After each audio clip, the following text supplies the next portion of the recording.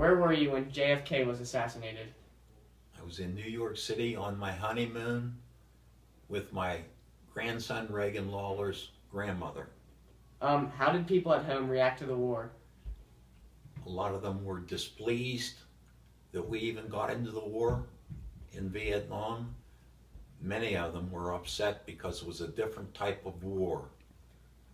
Did you have any family or friends that fought in Vietnam?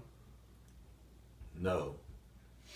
How did they change, or how did anything change whenever they came back home? Many of them, because of the type of warfare that they were in Vietnam, were suffering from various different syndromes that they, like Agent Orange, for example, that they sprayed over there.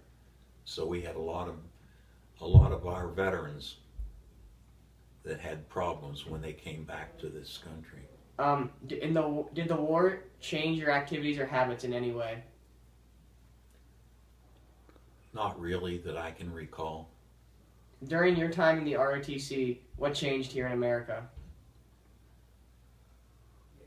I was in the ROTC before I enlisted in the Army Reserves.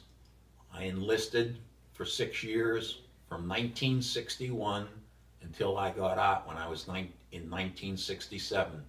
But I was in the Air Force ROTC at Grove City College.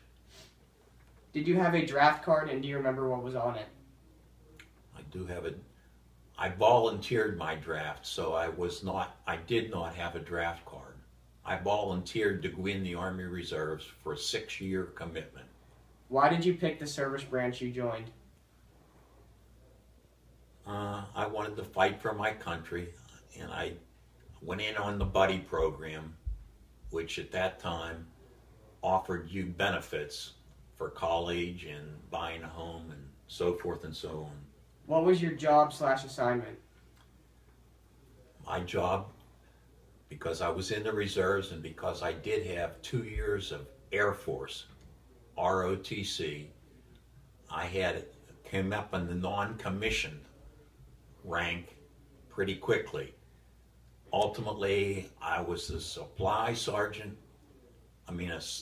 sergeant in the supply platoon, the largest in a quartermaster corps in the Army. Where were you stationed in the ROTC during the war? In the Army, I was stationed at Fort Dix, New Jersey. All right, thank you.